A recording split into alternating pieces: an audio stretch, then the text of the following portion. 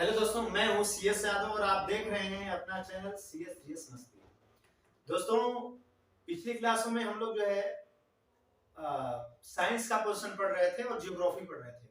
आज जो दोस्तों हम मॉडर्न हिस्ट्री, आपके जैसे कमेंट आ रहे थे, उसके तहत आज मैं आधुनिक इतिहास मॉडर्न हिस्ट्री जो है कि पहली क्लास जो है कि आज शुरू कर रहा हूं, पढ़ाना शुरू कर रहा हूं।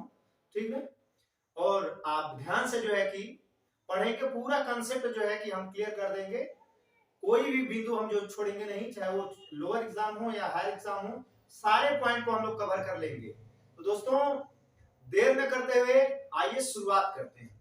तो आइए, और मैप के द्वारा हम इसको जो है कि पूरा एक एक बिंदु को जो है समझाने का काम करेंगे। तो दोस्तों, आज हम लोग आधुनिक इतिहास मॉडर्न हिस्ट्री का पहली क्लास जो है शुरू कर रहे हैं। तो आइए शुरुआत करते हैं। देखिए, हमने लिखा है आधुनिक भारत का इतिहास मॉडर्न हिस्ट्री। मॉडर्न हिस्ट्री दोस्तों, जैसा कि आप जानते हैं कि भारत में यूरोपीय कंपनियों का आगमन, भारत में जो है यूरोपीय कंपनियां व्यापार के उद्देश्य से भारत आना शुरू की। और आप एक एक क्रम में देखेंगे कि भारत में सबसे पहले कौन सी यूरोपीय कंपनी आई थी और क्रम उनका क्या था, कौन कौन सी यूरोपीय कंपनियां भारत में आई थी। और जानते थे कि यूरोपीय कंपनियां व्यापार करने के उद्देश्य से आई थी भारत में। तो दोस्तों, सबसे पहले बात करेंगे कि भारत में जो सबसे पहले यूरोपीय कंपनी आई थी वो थी पुर्तगाली ना। भारत में जो सबसे पहले यूरोपीय कंपनी आई थी पुर्तगाली। तो दोस्तों, आप जानते हैं कि जो यूरोप के लोग थे भारत में आते थे, भारत से मसाला खरीदते थे, यानी व्यापार करते थे। तो जो यूरोप के लोग थे पहले भारत में आते थे फारस की खाड़ी से। देखिए, फारस, मेडिटेरियन सी, फिर इधर से फारस की खाड़ी होते हुए कालीकट केरल आते थे और यहाँ से मसाला खरीदते थे और यूरोप चले जाते थे और यहाँ से व्यापार करते थे। लेकिन 1453 में, देखिए लिखा है मैंने, 1453 में तुर्कियों ने कुस्तुनतुनिया, जो जिसे फारस की खाड़ी का द्वार कहा जाता था, मुहाना कहा जाता था, प्रवेश द्वार कहा जाता था, उस पे तुर्कियों ने कुस्तुनतुनिया पे 1453 में अधिकार कर लिया। और जब अधिकार कर लिया तो उन्होंने यूरोपीय लोगों को फारस की खाड़ी से व्यापार करने पर क्या किया, प्रतिबंध लगा दिया। जब यहां से प्रतिबंध लगा दिया तुर्कियों ने, तो अब जो है यूरोप के जो लोग थे वो भारत से लाल सागर से होकर व्यापार करना शुरू किए।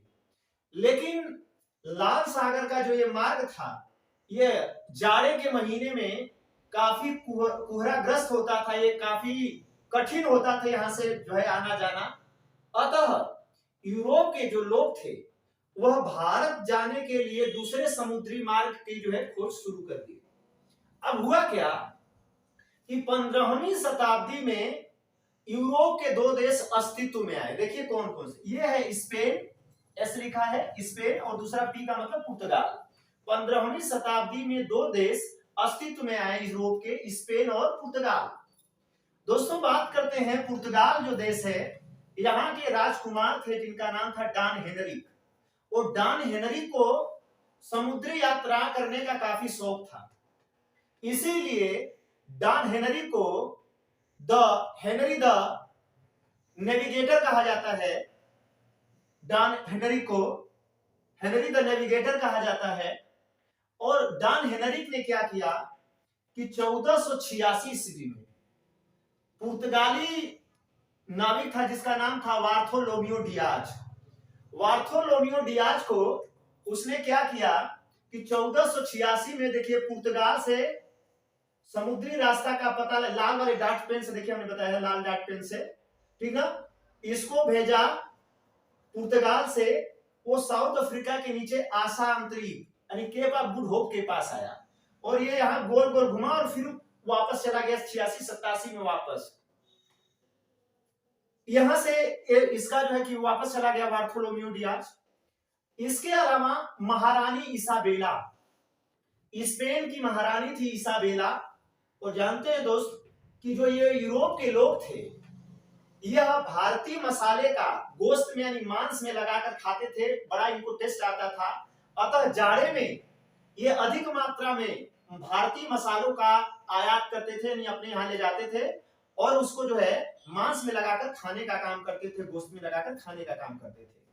लेकिन क्या हुआ कि महारानी इसाबेला ने इटली नाविक कोलंबस को 1492 में स्पेन से भारतीय समुद्री रास्ते का पता लगाने के लिए भेजा।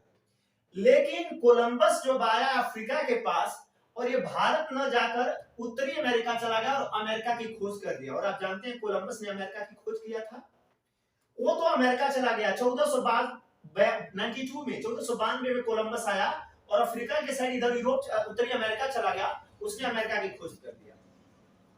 अब बात आती है कि फिर डॉन हेनरिक ने 1498 में पुर्तगाल की राजधानी लिस्बन से पुर्तगाली नाविक वास्को डी गामा को भेजा। किसको भेजा? वास्को डी गामा को।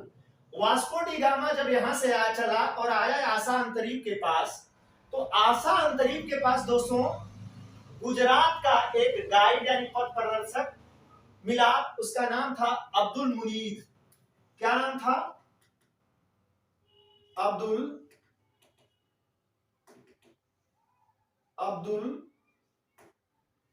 मुनीद। अब्दुल मुनीद किससे मिला? वास्को डी गामा से। कहा? आशा अंतरिक्ष के पास। और उसने कहा वेयर यू आर गोइंग, कहां जा रहे हो? उसने कहा मुझे इंडिया जाना है, भारत जाना है, मसाला वहां से लेना है, व्यापार करने के उद्देश्य से जाना है। अतः अब्दुल मुनीद ने उसको अरब सागर के रास्ते कालीकट, केरल, यहाँ पे कोचीन केरल में पड़ता है कालीकट, यहां लेकर कितने दिन में पहुंचा? 90 दिन में।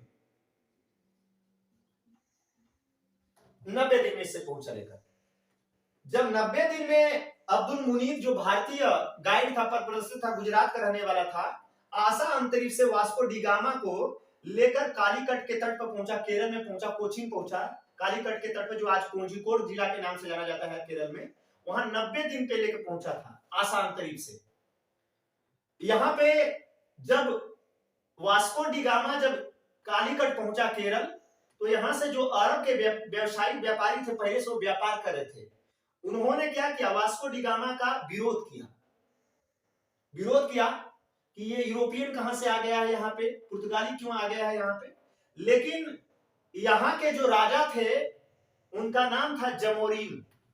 जमोरीन ने क्या किया कि वास्को डी गामा का स्वागत किया कालीकट के तट पे और उसे भारत में व्यापार करने की आजादी दे दी। भारत में व्यापार करने की आजादी दे दी, छूट दे दी। अतः वास्को डी गामा कुछ समय तक कालीकट रहा, केरल में रहा, कोचीन में रहा, और यहां से इसने काली मिर्च खरीदी और फिर ये वापस इसी रास्ते से पहुंचा पुर्तगाल, लिस्बन। कब? 1499 में आया था। 1498 ये पहुंचा था कालीकट। 17 मई 1498 को कालीकट पहुंचा था। कुछ दिन रहने के बाद या यहां से काली मिर्च खरीदा और इसी रास्ते जो है कि ये फिर पुर्तगाल पहुंचा। और जब पुर्तगाल पहुंचा तो पुर्तगाल पहुंचकर इसने ट्रेवल जो भत्ता था उसको काटने के बावजूद जब काली मिर्च वहां बेचा था तो उसको 60 गुना अधिक मुनाफा प्राप्त हुआ था। वास्को डी गामा जब वापस गया तो वहां जब बेचा तो इसको 60 गुना अधिक मुनाफा प्राप्त हुआ था। दूसरी बात है दोस्तों कि ये वापस गया 1499 में वहां पहुंचा। और दोस्तों आप जानते हैं कि वास्को डी जो गामा था वह 3 बार भारत आया था। आगे पढ़ाएंगे। पहला बार तो देख रहे हैं 1498 में आया, दूसरी बार 1502 में आया और तीसरी बार जो है कि 1524 में आया था। 1524 में आया तो कोचीन में रहा और 1527 में वास्को डी गामा की भारत यानी कोचीन में मृत्यु हो जाती है। तो वास्को डी गामा 3 बार भारत आया था और भारत में ही उसकी मृत्यु हो गई थी कोचीन में 1527 में, 24 में आया था तीसरी बार। दोस्तों इसके अलावा अगर हम लोग बात करते हैं कि भारत में आने वाली जो प्रथम यूरोपीय कंपनियां थी उनका जो क्रम था कुछ इस प्रकार है। देखिए, पुर्तगाली, डच, ब्रिटिश, डेनिश, फ्रांसीसी, ये प्रमुख 5 यूरोपीय कंपनियां थी। और देखेंगे दोस्तों पुर्तगाली जो पुर्तगाली कंपनी थी ये भारत में आने वाली पहली यूरोपीय कंपनी थी। देख लिया, हमने लिखा है भारत आने वाली प्रथम कंपनी थी कौन? पुर्तगाली। और दोस्तों आप जानते हैं कि भारत के समुद्री रास्ते की खोज करने का, भारतीय समुद्री रास्ते का खोज करने का जो श्रेय जाता है पुर्तगालियों को, वास्को डी गामा को जाता है। भारतीय समुद्री रास्ते का खोज जो है वास्को डी गामा ने किया, पुर्तगालियों ने किया। दूसरी बात है, दूसरी जो कंपनी थी दोस्तों डच थी, तीसरी कंपनी ब्रिटिश थी, चौथी कंपनी डेनिश थी, और भारत आने वाली सबसे अंतिम कंपनी थी फ्रांसीसी कंपनी, और लिखा है मैंने भारत आने वाली अंतिम कंपनी थी यूरोपीय कंपनी। तो ये दोस्तों भारत आने वाले यूरोपीय कंपनियों का एक क्रम है, और भारत में यूरोपीय कंपनियों जो है जो कंपनी की स्थापना की, उनका जो क्रम आप देख लेते हैं। देखिए हमने लिखा है कंपनी, देश और स्थापना वर्ष। यहां सबसे पहले दोस्तों आप देखेंगे पुर्तगाली ईस्ट इंडिया कंपनी, जो पहली कंपनी आई थी पुर्तगाल की थी, और इसने भारत में 1498 ईस्वी में पुर्तगाली ईस्ट इंडिया कंपनी की क्या किया? स्थापना किया। इसके बाद दूसरी कंपनी देखिए, आप कहेंगे ये डच है। डच देखिए, ये कंसेप्ट क्लियर रखिएगा, डच आए जरूर थे पहले ब्रिटिशों से, डच देख रहे हैं ब्रिटिशों से पहले आए, लेकिन कंपनी की स्थापना इन्होंने ब्रिटिशों के बाद किया था। इसीलिए देखेंगे ब्रिटिश ईस्ट इंडिया कंपनी जो ब्रिटेन से आई थी, इसने कंपनी की स्थापना 1600 ईस्वी में किया था। जबकि जो डच है देखेंगे, डच ईस्ट इंडिया कंपनी की स्थापना जो नीदरलैंड हावैंड के आए थे, इन्होंने 1602 ईस्वी में किया था, इनके ब्रिटिशों के बाद किया था। तीसरी कंपनी थी ये। चौथी कंपनी दोस्तों देखेंगे डेनिश यानी डच थी, सॉरी डेनिश थी। डेनिश ईस्ट इंडिया कंपनी की स्थापना, ये कंपनी जो थी ये डेनमार्क से आई थी, और इसने भारत में जो स्थापना किया था, इस कंपनी की स्थापना 1616 ईस्वी में। आगे अगर बात करते हैं दोस्तों, पांचवी को कंपनी जो अंतिम कंपनी थी फ्रांसीसी ईस्ट इंडिया कंपनी, जो फ्रांस से आई थी, और भारत में 1664 ईस्वी में जो है इसने फ्रांसीसी ईस्ट इंडिया कंपनी की स्थापना किया। दोस्तों इनमें बहुत जो है रोचक तथ्य हैं, और इनको आगे करके जो है अभी पढ़ने का काम करेंगे। तो ये जो है आज की क्लास इतना ही। अगर आपको हमारी क्लास पसंद आती है तो कल फिर हम इसका सेकेंड पार्ट, मॉडर्न हिस्ट्री का, आधुनिक हिस्ट्री का, मॉडर्न हिस्ट्री का जो है सेकेंड पार्ट कल की क्लास में लेकर उपस्थित होंगे, और अपने कमेंट के माध्यम से आप हमें जरूर अवगत कराइएगा, बताइएगा कि हमारी क्लास कैसी थी। ठीक है, आज के इतना ही, धन्यवाद।